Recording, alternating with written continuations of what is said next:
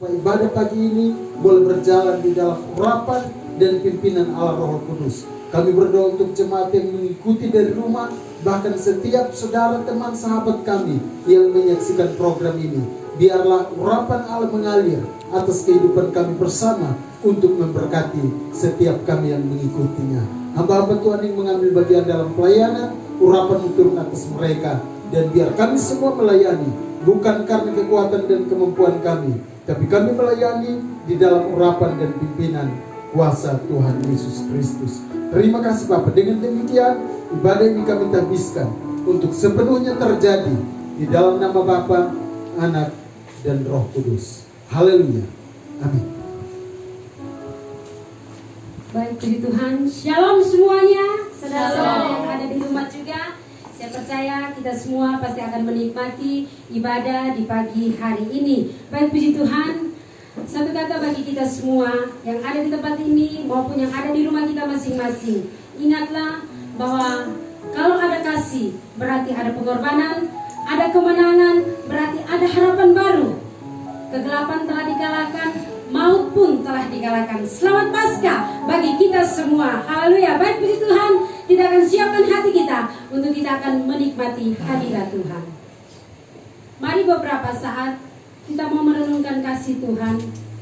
Kita mau merenungkan kebaikan Tuhan yang terus Dia nyatakan dalam kehidupan saya dan saudara. Kalau sampai pada pagi hari ini saya dan saudara masih dapat menikmati lawatan Tuhan, kita semua masih diberi kesempatan untuk ada dalam hadirat Tuhan. Itu membuktikan bahwa Tuhan baik bagi saya dan saudara. Kemenangan demi kemenangan telah Dia siapkan bagi kita semua. Haleluya. Melalui kebangkitan Yesus, kita akan memperoleh kemenangan. Melalui kebangkitan Yesus, kita memperoleh pengampunan yang sungguh-sungguh dari Tuhan. Melalui kebangkitan Yesus juga, harapan-harapan baru akan Dia berikan bagi kita semua. Karena apa, saudaraku? Karena melalui kemenangan Yesus atas maut, membuat saya dan saudara yakin dan penuh kepastian akan jaminan hidup kekal bersama dengan Dia. Sungguh Dia baik, sungguh Dia mulia, sungguh Dia ajaib dalam hidup kita. Haleluya. Terima kasih Tuhan. Terima kasih ya Bapa. Naikkan syukur bagi Dia. Haleluya. Haleluya. Haleluya. Engkau baik Tuhan. Engkau baik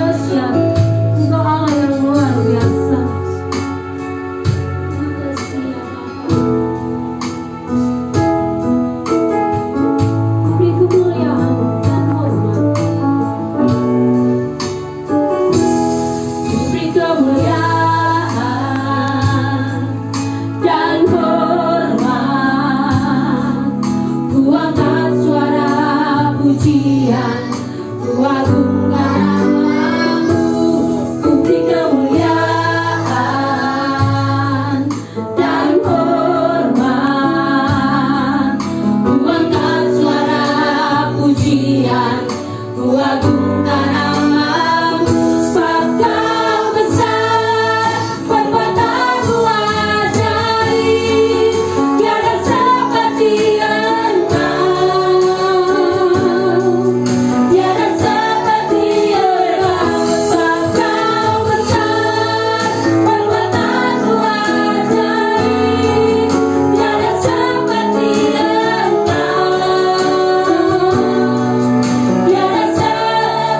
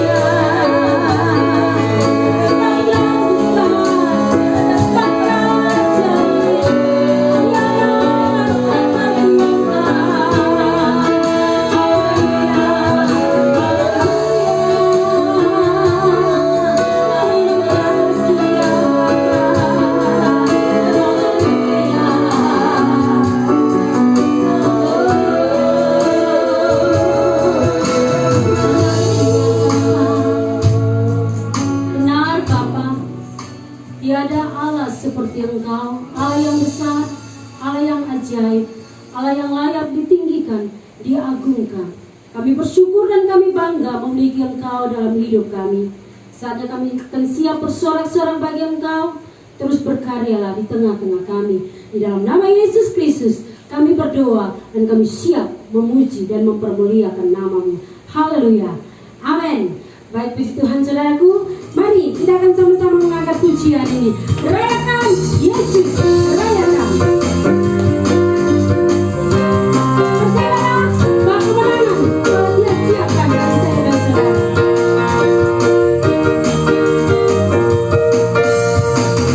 Rayakan Yesus, rayakan. Rayakan Yesus, rayakan. Rayakan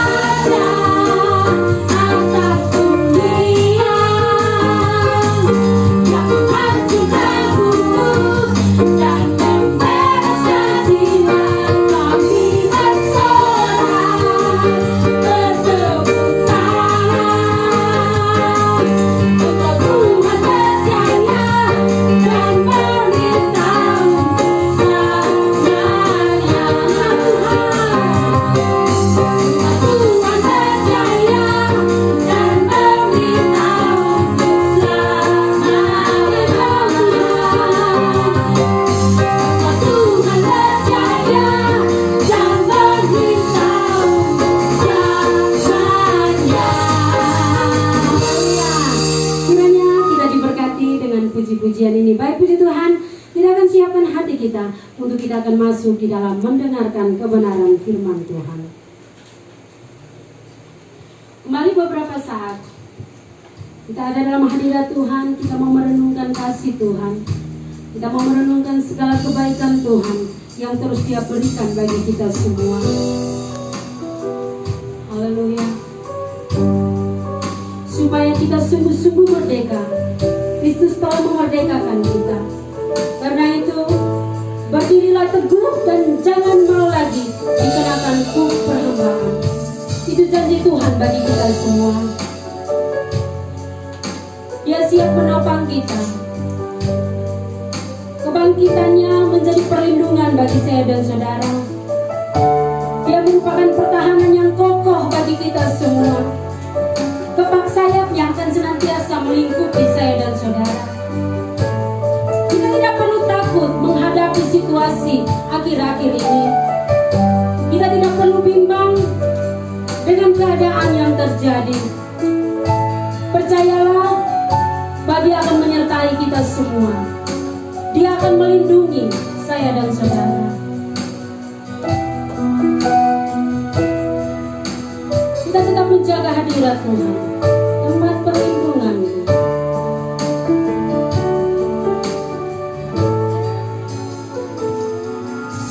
Tempat perlindunganku, kubu pertahananku, lepas sayapmu yang melindungiku.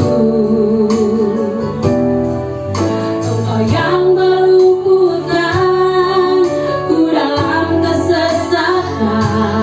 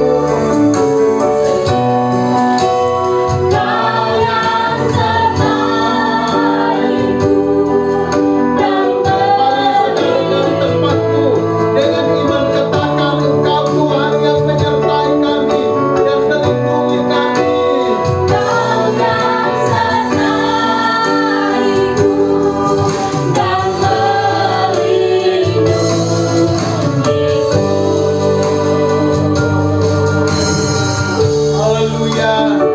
Haleluya. Terima kasih Tuhan. Kami bersyukur. Kami bersyukur kepadamu. Ya Allah. Ya Tuhan. Terima kasih Bapa. Kami bersyukur bahwa di dalam perjalanan hidup kami di dunia ini pernah satu ketika terjadi sebuah peristiwa yang kami peringati, yaitu kebangkitan Yesus. Sebab kebangkitan itu telah memberi jaminan bagi kami bahwa apapun yang terjadi di depan kami harus tetap berpegang teguh di dalam iman dan keyakinan kami kepada Tuhan. Karena Tuhan kami adalah Allah yang hidup. Terima kasih Bapak buat kesempatan pagi ini. Kami boleh dapat menikmati hadirat-Mu. Saatnya tiba buat kami untuk mendengarkan firman Tuhan. Urapi hamba-Mu yang berbicara atas nama-Mu. Setiap kata dan kalimat yang diucapkan diberkatilah di dalam nama Tuhan Yesus Kristus. Hamba berdoa buat setiap umat Tuhan yang mendengarkan, baik para pelayan altar yang ada di tempat ini, jemaat yang sedang mengikuti dari rumah mereka masing-masing, bahkan setiap teman sahabat para simpatisan yang kebetulan sedang menyaksikan siaran ini. Urapan Allah mengalir atas kehidupan kami, menjamah setiap hati, menjamah setiap pribadi kami, dan biarlah melalui peristiwa Paskah kami memperingati kebangkitan Yesus. Kami semakin dibangkitkan semangat kami, bahkan di tengah situasi dan keadaan yang tidak menyenangkan, kami memiliki kepercayaan untuk semakin kokoh berdiri menghadapi situasi ini. Terima kasih Bapa. Di dalam nama Tuhan Yesus Kristus, kami berdoa kepada Bapa di sorga, dan kami siap untuk diberkati pagi hari ini. Haleluya, haleluya. Semua kami yang siap dengar firman bersama-sama katakan amin. Puji Tuhan saudara-saudara. Senang sekali kembali pada pagi hari ini kita ada dalam sebuah peristiwa ibadah spesial. Oleh karena kita boleh dapat kembali memperingati sebuah peristiwa bersejarah, sebuah peristiwa penting di dalam perjalanan sejarah gereja, dan bahkan di dalam perjalanan iman saya dan saudara-saudara sebagai orang-orang percaya. Karena ada saat di mana ketika dunia memberi kepada kita pesan bahwa sudah tidak ada harapan, ternyata Paskah memberikan pesan sebaliknya, bahwa di dalam Yesus selalu masih ada harapan bagi setiap orang yang percaya. Puji Tuhan saudara-saudara, melalui ibadah Paskah pada pagi hari ini atau memperingati kebangkitan Yesus, saya akan mengajak saudara-saudara untuk membaca satu bagian firman Tuhan yang adalah kisah tentang kebangkitan Yesus. Terdapat di dalam Markus pasal 16 ayat 1 sampai ayatnya yang ke-8. Markus pasal 16, kita ambilkan bagian depannya saja. Markus 16 ayat 1 sampai ayatnya yang ke-8. Baik, puji Tuhan saudara-saudara, sambil saudara perhatikan di Alkitabnya masing-masing, saya akan membacakan ayat-ayat firman Tuhan ini bagi kita semua. Dan kiranya dengan mengikuti kebenaran firman Tuhan ini dan belajar bersama-sama dari firman Tuhan ini, maka kita semua semakin diteguhkan di dalam Tuhan. Kebangkitan Yesus, demikian judul perikop yang ditulis oleh Lembaga Alkitab Indonesia. Saya mulai membaca ayat 1 sampai ayat 8, demikian firman Tuhan. Setelah lewat hari Sabat, Maria Magdalena dan Maria ibu Yakobus serta Salome membeli rempah-rempah untuk pergi ke kubur dan meminyaki Yesus. Dan pagi-pagi benar pada hari pertama minggu itu, setelah matahari terbit, pergilah mereka ke kubur. Mereka berkata seorang kepada yang lain, siapa yang akan menggulingkan batu itu bagi kita dari pintu kubur? Tetapi ketika mereka melihat dari dekat, tampaklah batu yang memang sangat besar itu sudah terguling. Lalu mereka masuk ke dalam kubur, dan mereka melihat seorang muda yang memakai jubah putih duduk di sebelah kanan. Mereka pun sangat terkejut. Ayat yang ke-6. Tetapi orang muda itu berkata kepada mereka, jangan takut, kamu mencari Yesus orang Nazaret yang diselibkan itu. Ia telah bangkit, ia tidak ada di sini. Lihat, inilah tempat mereka membaringkan dia. Tetapi sekarang pergilah, katakanlah kepada murid-muridnya dan kepada Petrus, ia mendahului kamu ke Galilea. Di sana kamu akan melihat dia seperti yang sudah dikatakannya kepadamu. Lalu mereka keluar dan lari meninggalkan kubur itu, sebab gentar dan dahsyat menimpa mereka. Mereka tidak mengatakan apa-apa kepada siapapun juga karena takut. Dengan singkat mereka sampaikan semua pesan itu kepada Petrus dan teman-temannya. Sesudah itu Yesus sendiri dengan perantaraan murid-muridnya memberitakan dari timur ke barat berita yang kudus dan tak terbinasakan tentang keselamatan yang kekal itu. Puji Tuhan, saudara-saudara, satu sukacita tersendiri bagi saya untuk kembali pagi hari ini berbagi dengan saudara-saudara, berbagi dengan kita semua. Topik yang saya pasang dari pemberitaan firman Tuhan pada pagi hari ini adalah seruan Paskah di tengah pandemi COVID-19 atau seruan Paskah di tengah pandemi COVID-19. Memang pandemi COVID-19 tidak ada di dalam bacaan tadi. Pandemi COVID-19 atau Corona tidak termuat dalam salah satu ayat pun di dalam bacaan kita tadi, Markus 16 ayat 1 sampai ayat 8. Tapi kenapa saya memilih pandemi COVID-19 ini untuk menjadi perbandingan dari seruan Paskah kita pada hari ini? Oleh karena saudara, ini bukan merupakan hal rahasia yang hanya diketahui oleh segelintir orang. Semua orang bahkan di seantero jagat raya ini sedang diperhadapkan pada persoalan, pada pergumulan yang sama. Sampai saudara sendiri tahu bahwa perayaan Paskah kita pada tahun ini tidak dapat berjalan sesuai dengan seperti yang biasanya kita lakukan. Perayaan Paskah kita pada tahun ini harus dipending, perjamuan-perjamuan kudus yang sakral di beberapa gereja juga harus dipending atau ditunda sampai situasinya benar-benar menjadi aman, baru kemudian bisa diadakan. Sehingga saya memandang bahwa pandemi COVID-19 atau pandemi COVID-19 adalah merupakan sebuah hambatan bagi orang-orang percaya, merupakan sebuah tantangan serius bagi iman Kristiani. Sampai ada orang yang karena belum benar-benar dewasa di dalam imannya, belum benar-benar dewasa dalam kerohaniannya, mereka merasa bahwa ibadah dihentikan ini adalah sebuah musibah bagi iman Kristiani. Padahal sebenarnya ini bukan sebuah musibah, sebab bukan ibadah yang dilarang, tetapi perkumpulan itu yang dilarang. Jadi supaya menjadi jelas buat kita. Nah saudara, berbicara tentang Paskah. Paskah adalah perayaan atau salah satu hari raya penting bagi orang Ibrani dari 3 hari raya utama yang sering kali mereka rayakan. Paskah pertama kali dirayakan oleh orang Israel ketika terjadi tulah yang ke-10 di tanah Mesir, di mana setiap anak-anak sulung di tanah Mesir dibunuh atau dibinasakan oleh malaikat maut. Sementara anak-anak sulung dari orang Israel mereka dibebaskan.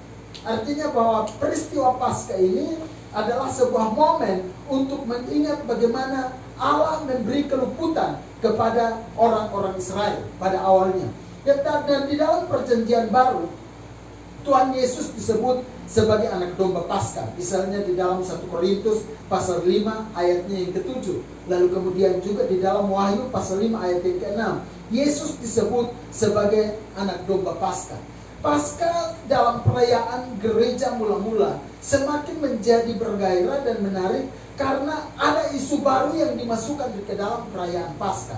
Bukan hanya menyangkut masalah keluputan yang terjadi, tetapi ada berita baru yang dimasukkan ke dalam peristiwa Paskah, yaitu kebangkitan Tuhan Yesus.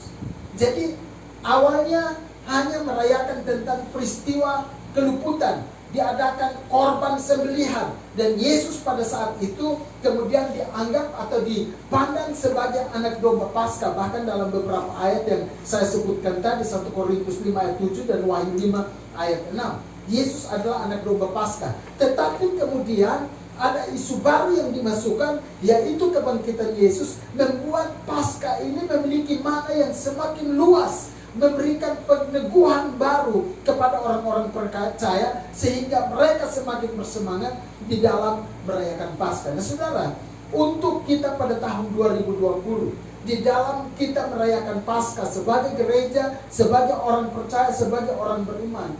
Perayaan kita terjadi di tengah sebuah musibah yang saya ungkapkan dari awal tadi, yaitu di tengah peristiwa serangan pandemik virus corona. Tetapi tidak berarti bahwa situasi ini membuat kita menjadi kehilangan harapan. Bukan berarti bahwa kemudian tantangan ini membuat iman kita menjadi ciut. Bukan berarti kemudian tantangan ini membuat iman saya dan saudara-saudara tidak berarti. Walaupun kita sedang berada di tengah-tengah tantangan, kita sedang ada di dalam sebuah persoalan yang sifatnya global. Perayaan Paskah memiliki pesan-pesan iman bagi saya dan saudara-saudara. Supaya melalui perayaan Paskah ini, kita terus bertahan dalam posisi kita sebagai orang-orang percaya. Kita tetap menjaga langkah-langkah kita supaya kita tetap berjalan di dalam jalur kehidupan kita sebagai orang-orang percaya. Nah, pagi ini saya akan memberikan 2 hal sebagai seruan Paskah bagi saya dan saudara-saudara. Hal yang pertama, seruan Paskah di tengah pandemi COVID-19 buat saya dan saudara-saudara pagi ini adalah pertama, jangan takut. Itu adalah seruan Paskah bagi kita bersama. Kenapa jangan takut? Ini adalah kalimat yang diucapkan sendiri oleh malaikat Tuhan kepada para wanita yang datang untuk melihat. Awalnya dari rumah, tujuan mereka adalah datang untuk merempah-rempahi tubuh Yesus sesuai dengan tradisi yang digunakan di Timur Tengah atau oleh orang-orang Israel pada zaman itu.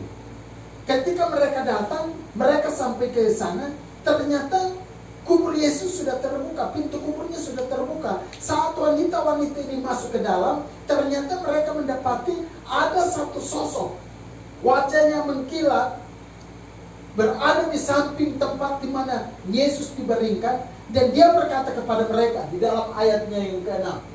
Tetapi orang muda itu berkata kepada mereka, jangan takut, kamu mencari Yesus orang Nazaret yang disalibkan itu.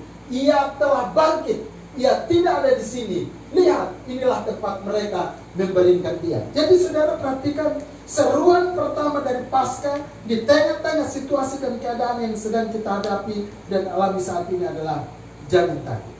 Kenapa kita jangan takut?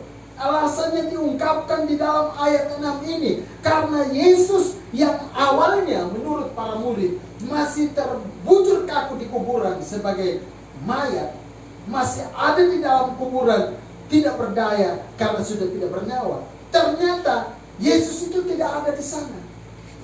Yesus yang awalnya dalam pikiran dan benak para wanita ini sudah wafat, sudah mati, ternyata Yesus itu hidup. Jadi alasan pertama kenapa Paskah menyerukan kepada saya dan saudara-saudara supaya jangan takut adalah karena Allah yang kita sembah adalah Allah yang hidup. Kebangkitan Yesus adalah sebuah sinyal atau sebuah pesan yang disampaikan kepada lawan, kepada kuasa kegelapan. Kebangkitan Yesus adalah pesan yang disampaikan kepada pihak musuh, bahwa Yesus adalah Allah yang berdaulat atas dunia ini. Yesus adalah Allah yang mampu mengendalikan segala sesuatu yang sedang terjadi. Ketika saya dan saudara-saudara sedang diperhadapkan pada pergumulan yang kompleks, pergumulan yang terjadi dari segala bidang kehidupan kita manusia, sampai-sampai terkadang ada saat di mana orang merasa tidak mampu lagi untuk menjalani kehidupan, sehingga mereka memilih jalan pintas untuk mengakhiri kehidupan mereka. Pagi ini buat saya dan saudara-saudara, sebagai orang-orang percaya, kenapa kita tidak perlu takut? Karena engkau dan saya tidak menyembah kepada Allah yang mati.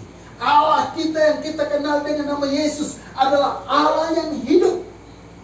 Dan kebangkitannya memberikan pesan kepada musuh bahwa dia berkuasa atas segala sesuatu. Dia mampu untuk mengendalikan segala sesuatu. Dan itulah sebabnya sebagai orang-orang Kristen, sebagai orang-orang percaya, kita tidak perlu takut. Alasan kedua, kenapa kita jangan takut?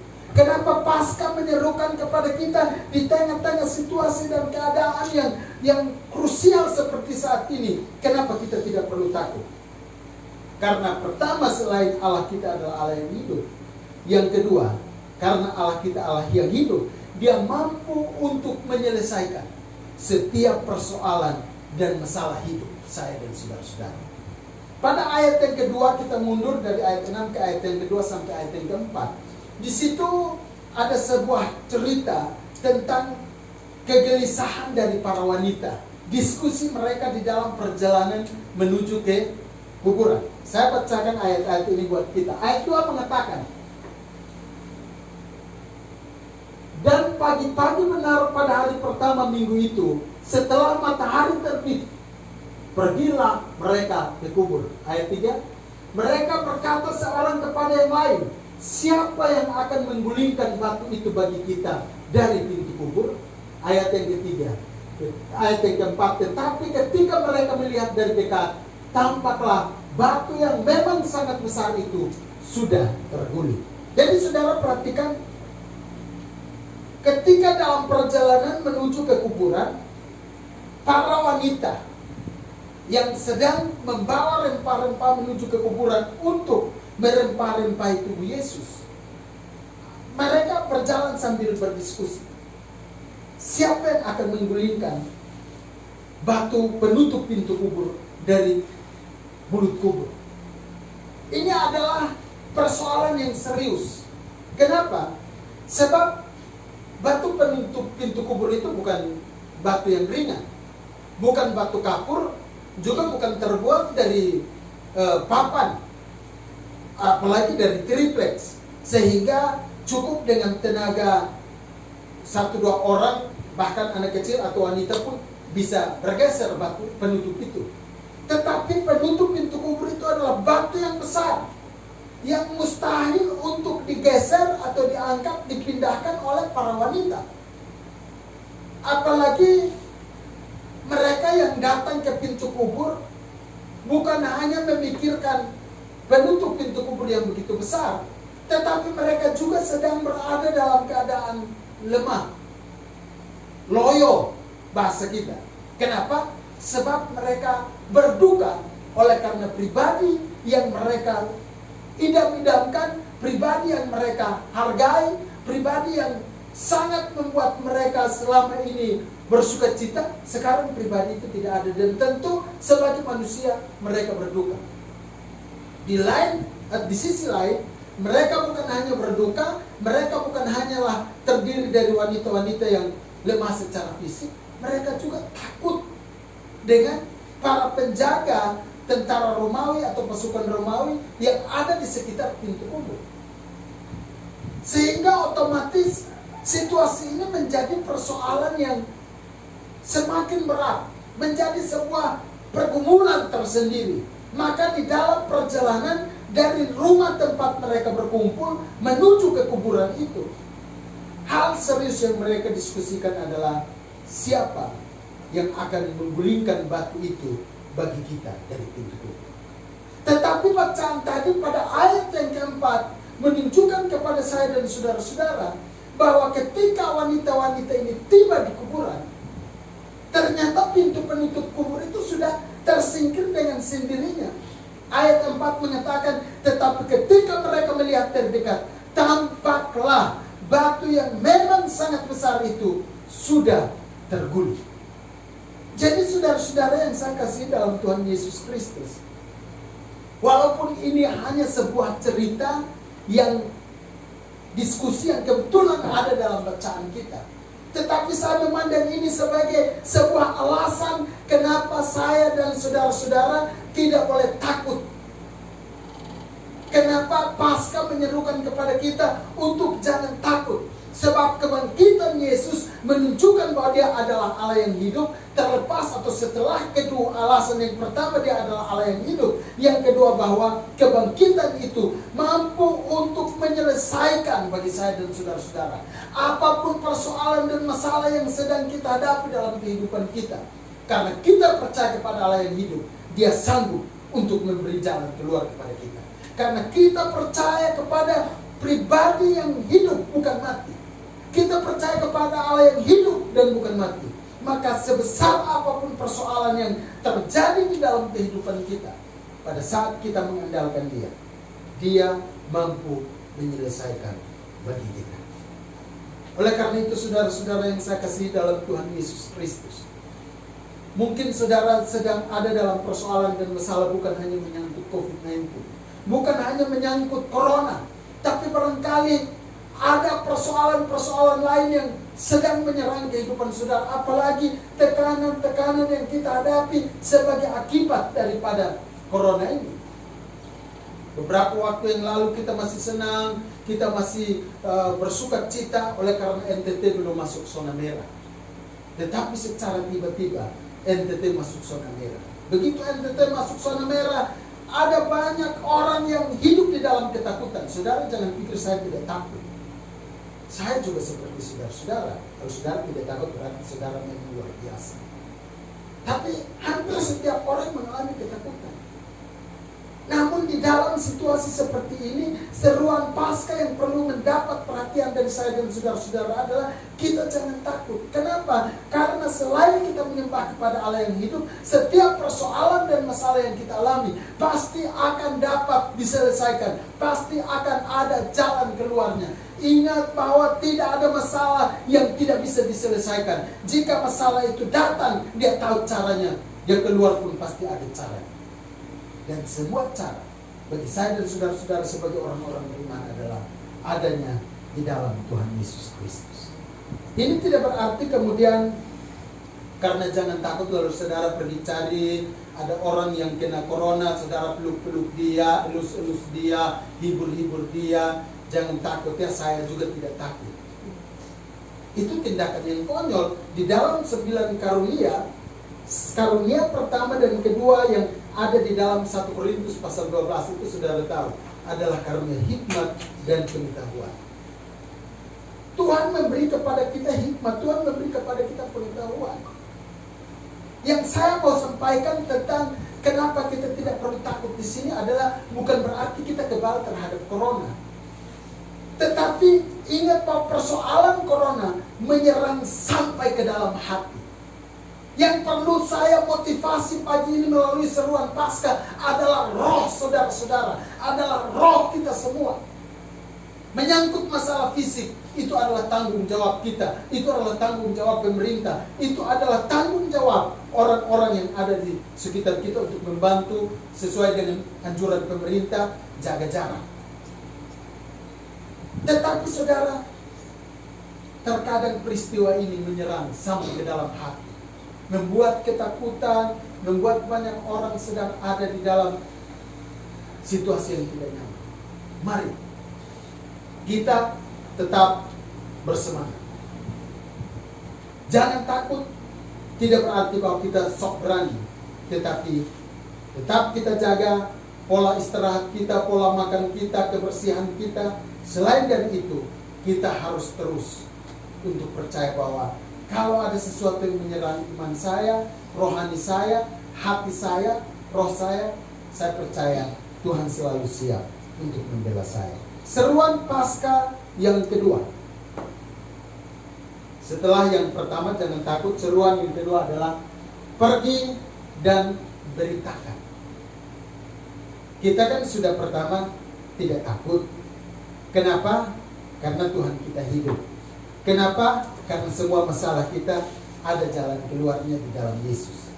Nah, seruan yang kedua, di tengah situasi pandemi COVID-19 yang sedang terjadi saat-saat ini, kita harus menjadi agen-agen perubahan, pembawa kabar baik. Ini boleh dapat dikatakan, ini adalah amanat agung bagi saya dan saudara-saudara. Perhatikan pada ayatnya yang ke-7. Ketika para wanita masuk dan tahu bahwa Yesus sudah bangkit, apa yang dikatakan malaikat Tuhan kepada mereka? Tetapi sekarang pergilah, katakanlah kepada murid-muridnya dan kepada Petrus, ia mendahului kamu ke Galilea, di sana kamu akan melihat dia seperti yang sudah dikatakannya kepada kamu. Tapi saudara perhatikan kalimat-kalimat ini. Tetapi sekarang pergilah, katakanlah. Saya juga ingin untuk membaca ayat yang terakhir, ayat yang ke-8. Lalu mereka keluar dan lari meninggalkan kubur itu, sebab gentar dan dahsyat menimpa mereka. Mereka tidak mengatakan apa-apa kepada siapapun juga karena takut. Ingat, pada saat itu mereka belum berbicara banyak sebab mereka masih dihantui rasa takut. Tapi perhatikan ayat 8 bagian B. Dengan singkat mereka sampaikan semua pesan itu kepada Petrus dan teman-temannya. Selanjutnya, sesudah itu Yesus sendiri dengan perantaraan murid-muridnya, murid-murid yang sudah tahu bahwa mereka tidak perlu takut, murid-murid yang sudah tahu bahwa Yesus hidup dan mampu menyelesaikan persoalan bagi mereka, dengan perantaraan murid-muridnya memberitakan dari timur ke barat berita yang kudus dan tak terbinasakan tentang keselamatan yang kekal itu. Jadi saudara-saudara, saat ketika saya dan saudara-saudara kembali merayakan Paskah di tahun 2020 pada tahun ini, walaupun kita sedang merayakan Paskah di tengah situasi yang tidak menyenangkan, di tengah situasi yang membuat banyak orang hidup di dalam ketakutan, perintah Paskah buat saya dan saudara-saudara adalah, karena engkau sudah tahu bahwa Yesus hidup, karena engkau sudah tahu bahwa Dia sanggup menyelesaikan buat engkau, maka sekarang pergi dan beritakan. Apa yang harus kita beritakan? Tentu pertama adalah kebangkitan Yesus. Sebab wanita-wanita ini menerima informasi, pergi dan katakan kepada Petrus dan murid bahwa Yesus hidup. Katakan bahwa di dalam Yesus ada jalan keluar, di dalam Yesus ada penyelesaian terhadap persoalan dan masalah. Ini berita yang harus kita sampaikan kepada dunia ini. Lalu kemudian yang kedua, apa yang harus diberitakan? Kita harus beritakan kepada dunia bahwa Tuhan kita yang namanya Yesus adalah Allah yang hidup. Dia adalah Tuhan. Dia sanggup untuk mengalahkan maut. Di dalam Dia segala persoalan dan masalah mampu untuk diselesaikan. Kuasa iblis pun tunduk di dalam kuasa nama Tuhan Yesus Kristus. Dan berita yang ketiga yang harus kita sampaikan adalah kebenaran dari Alkitab sebagai firman Allah. Alkitab bukan buku biasa. Alkitab bukan buku seperti buku-buku lain pada umumnya, tetapi Alkitab adalah firman Allah. Kenapa? Malaikat Tuhan berkata kepada para murid, para wanita pada ayat yang ke-7 bagian terakhir, saya langsung, Ia mendahului kamu ke Galilea, di sana kamu akan melihat Dia seperti yang sudah dikatakannya kepada kamu. Jadi sebelum peristiwa ini terjadi, firman Tuhan sudah sampaikan bahwa memang hal ini akan terjadi. Sebelum peristiwa ini terjadi, kebangkitan Yesus terjadi, Yesus sendiri sudah menubuatkan. Bahkan di dalam perjanjian lama, para nabi sudah menubuatkan bahwa Dia mati tetapi Dia akan bangkit pada hari yang ketiga. Jadi salah satu berita yang harus kita sampaikan di tengah situasi pandemi COVID-19 ini adalah kabar baik di dalam nama Tuhan Yesus Kristus. Hiburkan hati yang susah dengan ayat-ayat firman Tuhan. Hiburkan hati yang susah dengan nama Yesus. Hiburkan hati yang susah, kuatkan mereka, teguhkan hati mereka, motivasi mereka, bangkitkan semangat mereka bahwa di dalam Yesus setiap persoalan dan masalah selalu ada jalan keluar. Hari-hari ini memang benar kita diperhadapkan pada situasi dan keadaan yang menakutkan. Tapi saya mau kasih informasi kepada saudara-saudara. Tuhan memberi hikmat kepada banyak hamba Tuhan untuk memanfaatkan sosmed sebagai tempat, sebagai sarana untuk memberitakan kabar baik. Barangkali di luar dari hamba-hamba Tuhan yang saya kenal, ada saudara bisa ikuti khotbah-khotbah mereka di FB, di YouTube. Tetapi saya perhatikan, selain saya sendiri, ada juga pendeta Meratok, ada pendeta Noldindo Manu, ada pendeta Eben Playmon, dan ada beberapa hamba Tuhan yang dengan rutin membuat siaran melalui sosmed. Ikuti itu adalah kabar baik bagi kita. Coba kita kurangi buka HP hanya untuk cari informasi. Sudah berapa banyak korban yang terpapar. Coba kita kurangi kebiasaan kita buka HP untuk ikuti. Di NTT ada berapa banyak, di Sabu ada berapa banyak, di ND ada berapa banyak. Kebetulan di ND ada yang mengikuti siaran langsung. Coba saudara kurangi kebiasaan itu. Sebab sepanjang kita berusaha untuk terus mencari informasi, bisa-bisa hal itu akan menimbulkan rasa trauma di dalam kehidupan saya dan saudara-saudara. Sehingga pada akhirnya apa yang terjadi? Kita mau tidur tidak nyaman. Kita mau makan, makanan rasanya mau telan kok. Dia tetap ada di sini. Kenapa? Di ND sudah ada, di Sabu sudah ada, di Kupang sudah ada, NTT Susona Merah. Coba sebaliknya kita mulai memberitakan kabar baik, memberitakan kabar-kabar sukacita. Katakan bahwa memang ada, tetapi ketika kita sungguh-sungguh mengandalkan Tuhan, setiap persoalan dan masalah kita pasti akan terselesai. Saya mengajak kepada saudara-saudara semua, baik jemaat Tuhan GSJ Iman Sejati, teman sahabat yang sedang menyaksikan program ini, mari tetap teguh dan kuat di dalam Tuhan. Sebab pasca kasih tahu kita, pasca memberi informasi kepada kita, Yesus hidup. Dan karena itu kita tidak perlu takut. Mari tetapkan dalam hatimu, apapun situasi dan keadaannya, tetap percaya, tetap yakin bahwa bersama dengan Yesus kita akan tetap menjalani kehidupan ini, dan kita akan tetap berada di jalur kemenangan. Puji Tuhan, kiranya kita diberkati pada pagi hari ini. Mari kita tunduk sebentar di hadirat Tuhan. Haleluya. Terima kasih Tuhan Yesus. Terima kasih Roh Kudus. Kita nyanyikan lagu firman tadi. Tempat perlindunganku, tubuh pertahananku.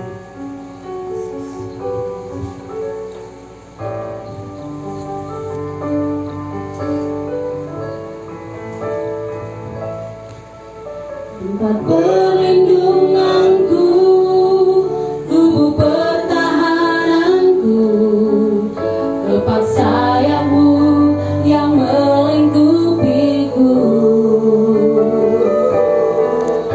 Engkau yang meluputkan ku dalam kesesatan, membentengiku karena namamu.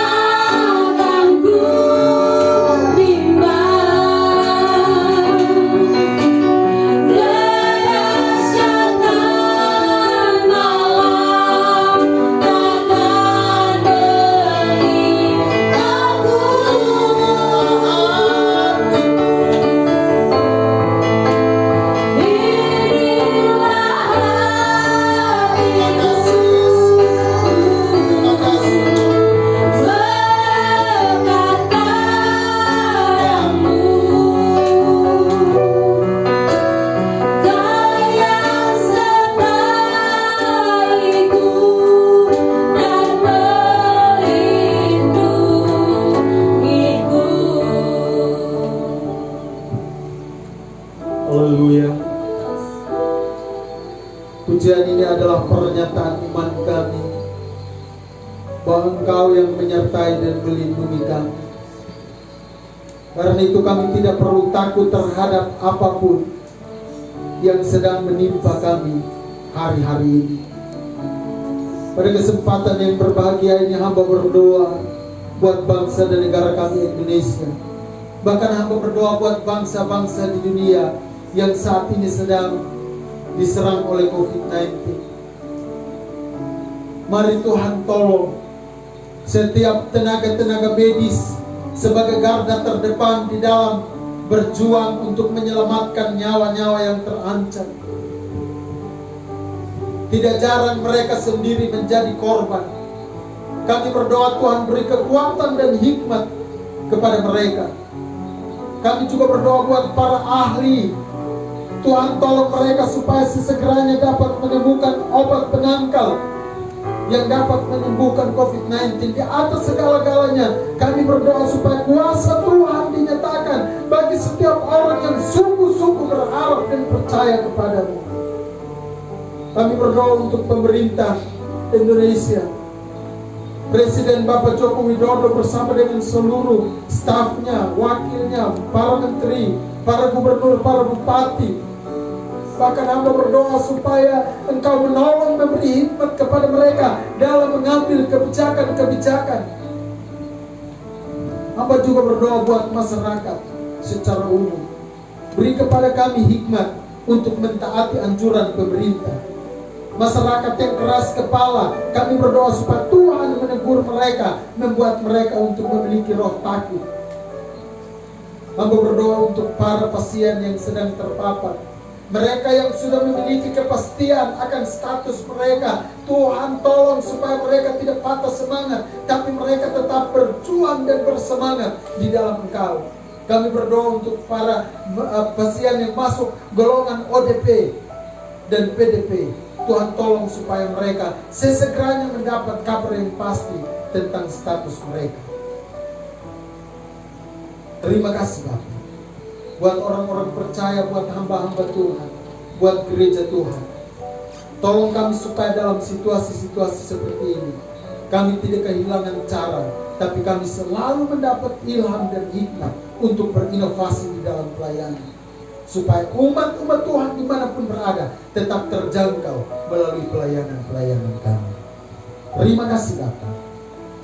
Di dalam nama Tuhan Yesus Kristus kami berdoa dan bersyukur kepada Bapa di sorga. Meteraikan firman Tuhan ini dalam kehidupan kami semua. Kami puji nama-Mu. Haleluya. Amin. Saudara-saudara yang mari para singers kembali menyanyikan satu pujian buat kita semua.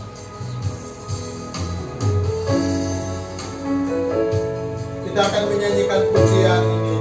Puji syukur atas anugerah.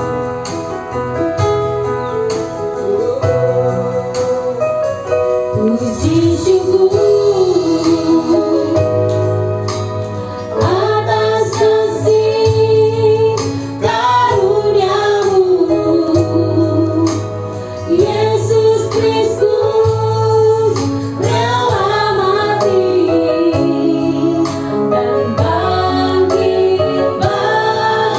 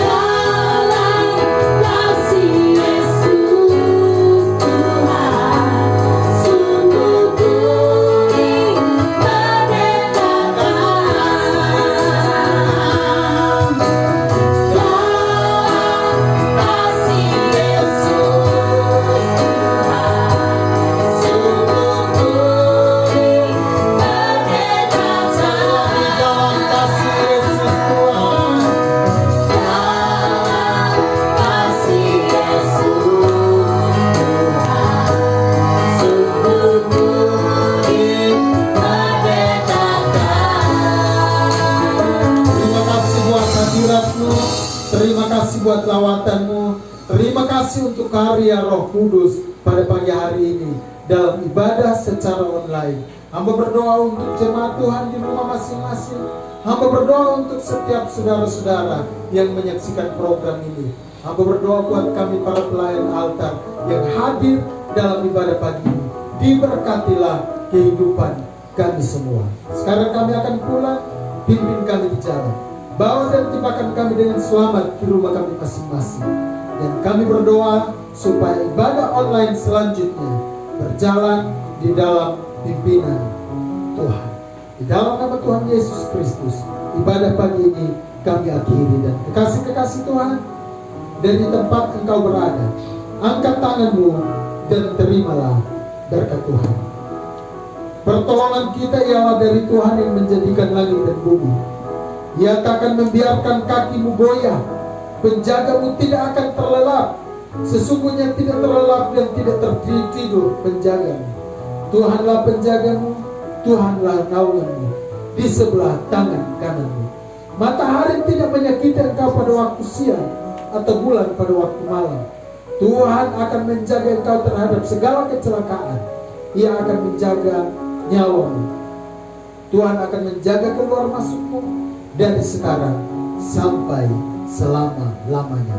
Semua kami yang percaya dan diberkati bersama-sama katakan amin. Terima kasih saudara-saudara untuk kesediaannya pagi ini menyaksikan program kami. Doa saya, Tuhan memberkati kita semua. Shalom. Mari pelayan Tuhan. Mari kita sama-sama berdoa.